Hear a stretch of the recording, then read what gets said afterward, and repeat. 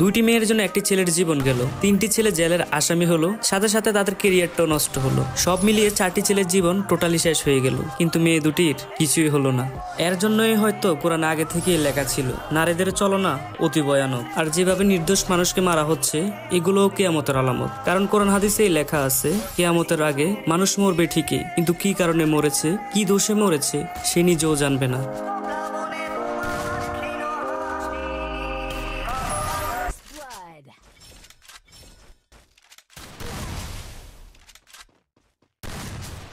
First blood.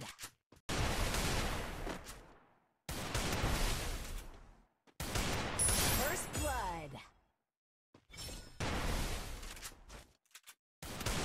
First blood.